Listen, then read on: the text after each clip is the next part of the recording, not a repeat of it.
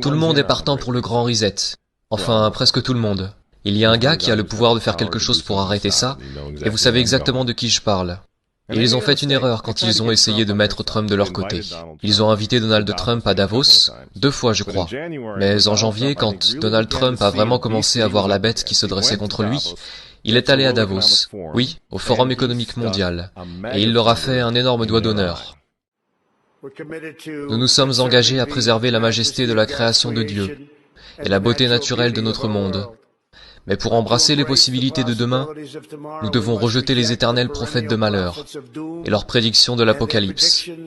Ces alarmistes exigent toujours la même chose, le pouvoir absolu de dominer, transformer et contrôler chaque aspect de nos vies. Nous ne laisserons jamais les socialistes radicaux détruire notre économie et ruiner notre pays. 2 jours après que Donald Trump ait donné ce discours, un gauchiste de 89 ans, l'étrange milliardaire George Soros, a fait une intervention d'urgence, à Davos une fois de plus, avertissant que les élections américaines de 2020 détermineraient, je cite, le sort de notre monde. Maintenant, puisqu'on parle de Davos, jetez un coup d'œil une fois de plus. C'était 1 mois après que Donald Trump s'est adressé à Davos et leur a fait un doigt d'honneur. Voici ce que le pape François et l'économiste Jeffrey Sachs ont répondu. C'est un pays dangereux en ce moment. Il sera absolument dangereux si Trump est réélu.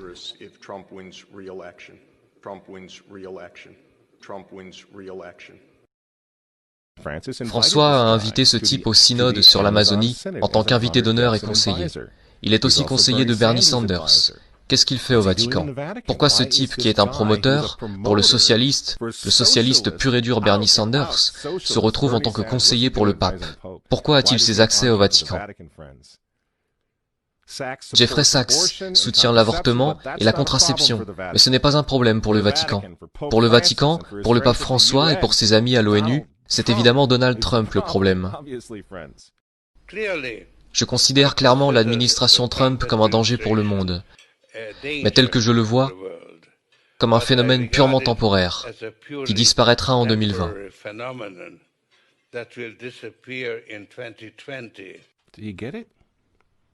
Vous comprenez? Vous voyez pourquoi il y a tant de haine envers Trump?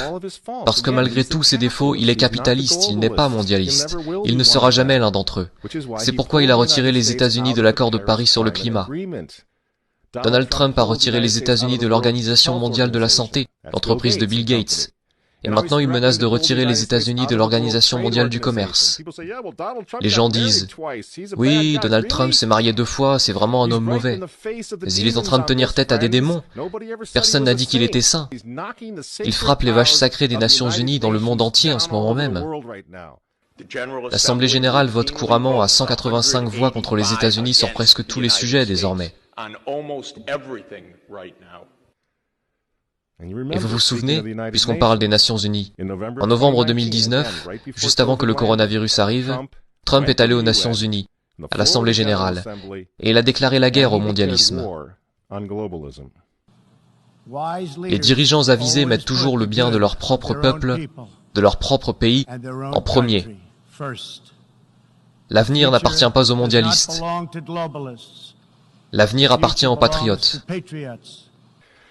Peu après le discours que Donald Trump a livré à l'ONU, que s'est-il passé? Le coronavirus s'est répandu dans le monde, et l'économie américaine qui était en plein essor a été mise sous assistance respiratoire.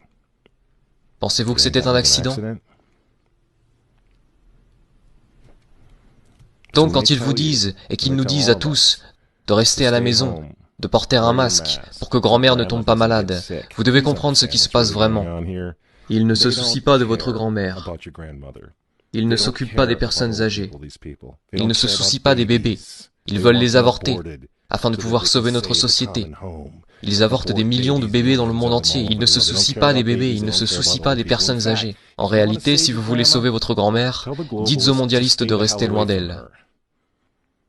Vous vous souvenez comment certains d'entre eux, comme Cuomo ou d'autres du même genre, ont renvoyé des patients atteints du coronavirus dans les maisons de retraite? Voilà à quel point ils se soucient de votre grand-mère. Et le but du jeu est maintenant de mettre l'économie des États-Unis à genoux, la réduire à néant, pour que tout le monde réclame le grand reset.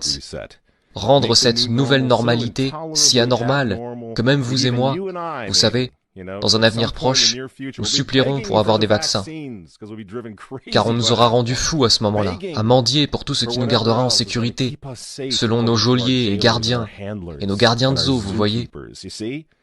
C'est ce qu'ils veulent, c'est pourquoi ils continuent à utiliser ce terme de nouvelle normalité. Vous voulez combattre ? Retournez au travail, retournez à l'école. Si vous êtes en bonne santé, retirez votre masque. Et pour l'amour de Dieu, retournez à l'église et priez pour que Trump l'emporte en novembre. C'est à ça que sert le grand reset. Le faux dossier russe, l'impeachment. Vous voyez ?